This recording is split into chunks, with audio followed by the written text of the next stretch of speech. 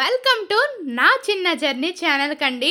ఈ వీడియో అయితే చాలా రిక్వెస్టెడ్ వీడియో అండి. అందరూ అక్క మీరు రెసిపీ ఇంగ్రీడియంట్స్ చెప్పండి, ఫుల్ వీడియో పెట్టండి అనేసి, అందుకే ఈ రోజు అయితే మీకోసం ఫుల్ వీడియో పెడుతున్నానండి. చాలా థ్యాంక్స్ మెసేజ్ చేసినందుకు. నేను ఏదో అనుకున్నాను కానీ ఎంత రెస్పాండ్ వస్తుంది అనుకోలేదు. మీకోసమే ఈ ఫుల్ వీడియో, ఎక్కడ స్కిప్ చేయకుండా లాస్ట్ వరకు చూసేయండి.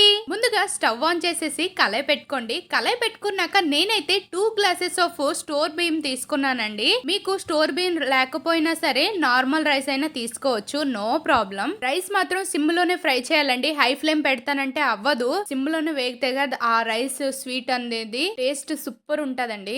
బాగా చల్లారాలండి. చల్లారాక మిక్సీ పట్టుకోండి. వేడి మీద మిక్సీ పడితే బాగా పిండి పిండి అయిపోతుంది. నాకైతే బాగా వచ్చిందండి.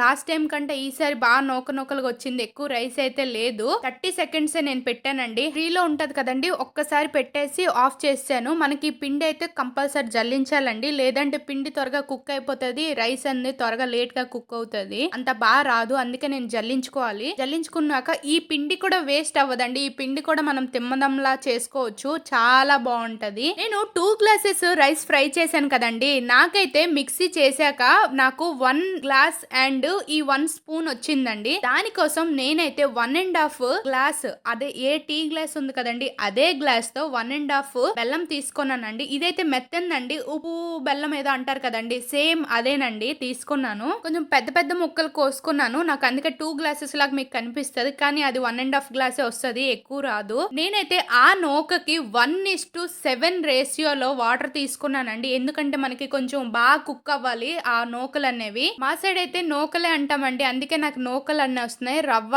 అనేసి కూడా అంటారు. ఒకసారి బెల్లం కరిగిపోయాక ఏమైనా డస్ట్ ఉంటదండి, బాగా కొంచెం స్ట్రెయిన్ చేసేసి మళ్ళీ వాటర్ ఆ బెల్లం వాటర్ అనేది బాయిల్ చేసుకోండి. బాయిల్ చేసుకున్నాక మనకి కొబ్బరి కూర యాడ్ చేయండి. పలానా ఇంత అని అర్జా అని ఏమి ఉండదని, మనకి తగ్గట్టు మన స్వీట్నెస్ కి తగ్గట్టు మనం వేసుకోవాలి. నేనైతే 2 ఆ గరిటతో 2 ఎగ్జాక్ట్ 2 అవుతుందండి. అవి బాగా మరగాలండి. అట్లీస్ట్ ఒక 3 మినిట్స్ అయినా వాటర్ బాగా బాయిల్ అయ్యాక ఇదైతే కొంచెం కొంచెంగా మనం ఉప్మా రవ్వ ఎలాగైతే యాడ్ చేసుకుంటామో సేమ్ అదే ప్రాసెస్ లో యాడ్ చేసుకొని బాగా ఉడకాలండి. మీరు మధ్య మధ్యలో కలుపుతుండి ఉడికించుకోండి. ఫస్ట్ ఒక 1 సెకండ్ 2 సెకండ్స్ తో పాటు మీరు హై ఫ్లేమ్ లో ఉడికించుకోండి. తర్వాత కొంచెం సిమ్ లోనే ఉడికించుకోండి, లేదంటే మీడియం ఫ్లేమ్ లోనే పెట్టేసి ఉడికించండి. మధ్య మధ్యలో కలుపుతుండండి, మళ్ళీ అడుగు పట్టేస్తే ఇబ్బంది. అలా సిమ్ పెట్టేసి వదిలేయొద్దండి, మధ్య మధ్యలో కలుపుతుండండి. మనకి ఈ వాటర్ గాని ఈ స్టేజ్ కి వచ్చినప్పుడు మీరు చిన్న చిన్న నూకలుగా అవన్నీ కనిపిస్తదండి. వాటర్ ఉంటే నో ప్రాబ్లం, లేదంటే ఇదే స్టేజ్ లో ఉన్నప్పుడు కొంచెం వాటర్ యాడ్ చేసుకోండి. అప్పుడే బాగా కుక్ అవుతుంది. ఇంకా మనకి ఇంకా కుక్ అవ్వలేదండి, కుక్ అవుతుందని మీరు స్కిప్ చేసి వెళ్ళిపోవద్దు. దీని లాస్ట్ లో చిన్న ట్రిక్ చెప్తాను, అది కుక్ అయిందో లేదో ఎలా అని చూడండి. మనకి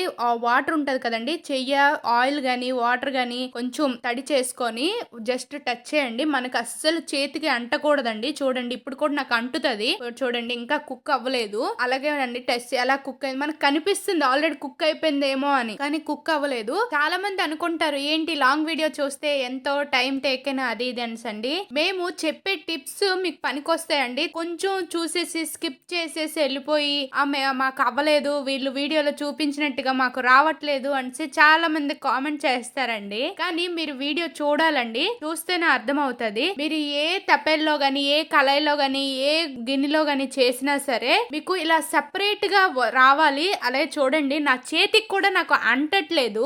ఈ టైంలోనే మీరు సాల్ట్ వేసేసి బాగా కొంచెం మళ్ళీ ఒక 2 మినిట్స్ లిడ్ క్లోజ్ చేసేసి, ఏమైనా మనకి తడి చెమ్మలాగా ఉన్నా సరే డ్రై అయిపోతుంది. ఆ స్టేజ్ లోనే మీరు స్టవ్ ఆఫ్ చేసేయాలండి. డ్రై అయిపోయిన తర్వాత వేడి మీదేనండి, మీకు మరీ చెప్తున్నాను, వేడి మీద గానీ మీరు స్ప్రెడ్ చేసుకుంటే, ఒకవేళ వేడి మీద టచ్ చేయకుండా మేము స్ప్రెడ్ చేయలేకపోతున్నాము అంటే గరిటతో గానీ లేదంటే అట్ల పుల్లతో గానీ దేంతో అయినా సరే మీరు స్ప్రెడ్ చేసుకోవాలండి. స్ప్రెడ్ చేసుకుని బాగా ఒక 1 అవర్ పాటు మీరు సైడ్ కి వదిలేయాలి. వదిలేస్తే కానీ నీట్ గా పీసెస్ మీకు ఏ షేప్ కావాలంటే ఆ షేప్ కట్ చేసుకోవచ్చు మీకు నచ్చినట్టుగా. కొంతమంది పిల్లలంటే వెరైటీగా ఉంటే తింటారు కదా, కొంతమంది డైమండ్ షేప్ లో అలా కూడా కట్ చేసుకోవచ్చు. దీన్ని నా స్టైల్లో అయితే నేను కట్ చేసి చూపిస్తున్నానండి.